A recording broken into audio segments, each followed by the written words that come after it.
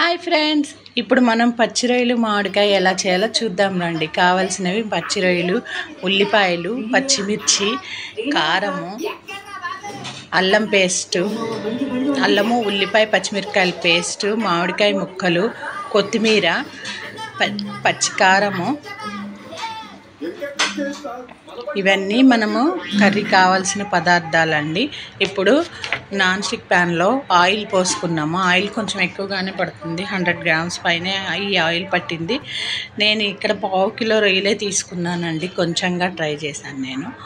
ఇప్పుడు ఈ ఆయిల్ బాగా వేడెక్కాక ఉల్లిపాయలు పొడవుగా కట్ చేసుకున్నాను, ఒక 2 ఉల్లిపాయలు చిన్నవే. అవి పచ్చిమిర్చి సన్నగా తరుక్కున్నవి 2 కలిపేసి ఫ్రై చేయాలండి బాగా. కరివేపాకు ఉంటే మీరు కరివేపాకు కూడా వేసుకోవచ్చు, బాగానే ఉంటుంది. ఈ ఉల్లిపాయలు బాగా ఫ్రై అయిన తర్వాత మనము ఉల్లిపాయలు 2, పచ్చిమిర్చి, అల్లము వెల్లుల్లి కలిపి పేస్ట్ లాగా చేసి పెట్టుకున్నాను నేను. ఇవి చిన్న సైజు ఉల్లిపాయలే, 2 పేస్ట్ లాగా 2 ముక్కలుగా కోసుకున్నాను. పెద్దవైతే ఒక్కొక్కటి సరిపోతుందండి, కొంచెం క్వాంటిటీయే కాబట్టి. ఇవి బాగా ఆయిల్లో ఫ్రై అయ్యేటట్టు దీన్ని బాగా వేయించుకోవాలి. ఆయిల్ అంతా పైకి తేలి బాగా ఫ్రై అవ్వాలండి, పచ్చివాసన లేకుండా. తర్వాత ఇప్పుడు ఇదంతా ఫ్రై అయిన తర్వాత మనం పచ్చి రొయ్యలు తీసుకున్నాం కదా, వాటిని వేసుకొని ఇప్పుడు ఒకసారి కలుపుకొని సాల్ట్ వేసుకోవాలి. కొంచెం ఒక చిటికెడు సాల్ట్ వేసుకొని ముక్కలకి మళ్ళీ ఎక్కువగా పట్టకుండా కొద్దిగా సాల్ట్ వేసాను. ఇదిగోండి, అంతే సాల్ట్ వేసాను. ఒక 1/2 స్పూన్ కూడా ఉంటుందో ఉండదో అంత సాల్ట్ వేసుకొని అది సిమ్ములో పెట్టుకోవాలి. సిమ్ములో పెట్టుకొని మూత పెట్టేసుకోవాలండి. అవి అప్పుడు చక్కగా మగ్గిపోతాయి.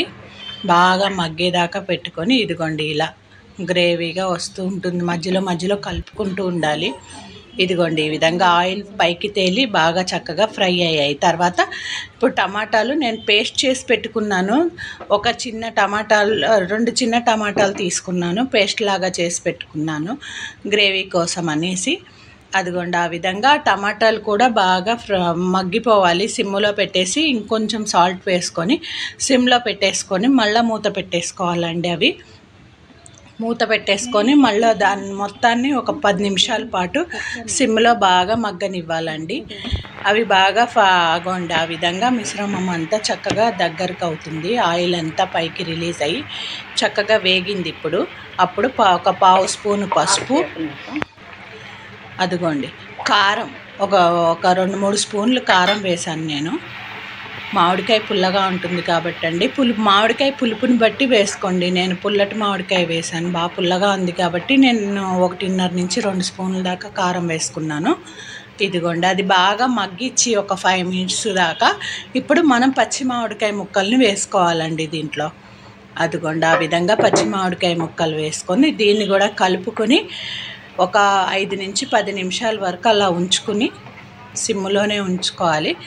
ఉంచుకున్నాక ఈ గ్రేవీ అంతా ముక్కలకి పట్టుకునేలాగా అదిగోండి. తర్వాత మగ్గినాక ఒక 10 నిమిషాల తర్వాత ఇదిగోండి వాటర్ పోసుకొని ఈ విధంగా గ్రేవీగా ఉంటుంది.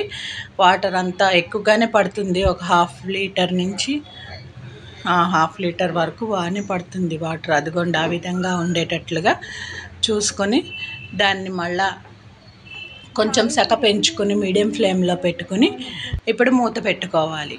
అదిగోండి ఆ విధంగా మధ్యలో కలుపుకుంటూ అదిగోండి ముక్కను చూపిస్తున్నాను కదా, ఆ విధంగా ఆ గ్రేవీ దగ్గరకు అయ్యేదాకా ఉంచుకొని ఇదిగోండి ఇప్పుడు కూర చక్కగా దగ్గరకు అయింది కదండి.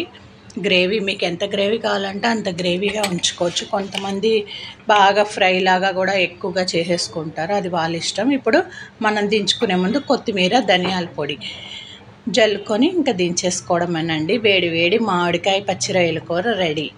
చూసి మీరు కూడా వండుకొని ఎలా ఉందో కామెంట్లో చెప్పండి. చాలా బాగుంటుందండి మామిడికాయ వేసుకుంటే. ఏ సీజన్లో అది, చింతకాయ కాలంలో చింతకాయ అలా వేసుకొని డిఫరెంట్గా చేసుకో.